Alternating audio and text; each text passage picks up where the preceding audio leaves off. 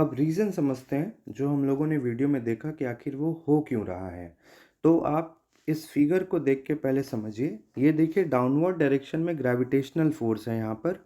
और upward direction में restoring force है। रिस्टोरिंग फ़ोर्स का मतलब क्या होता है, स्प्रिंग में अगर आप जिस डायरेक्शन में स्प्रिंग को खींचने के लिए फ़ोर्स लगाते हैं, स्प्रिंग अपोज़िट डायरेक्शन में एक फ़ोर्स लगाता है जिसको स्प्रिंग कांस्टेंट या उसको हम लोग रिस्टोरिंग फ़ोर्स भी कह सकते हैं। क्योंकि स्प्रिंग एक इलास्टिक है और ये इलास्टिसिटी प्रॉपर्टी शो करता है ताकि वो अपने नॉर्मल ओरिजिनल शेप को वो रीगेन कर सके। इस वजह से अब यहाँ बातों को समझिए, यहाँ जैसे अपर पार्ट में अगर देखें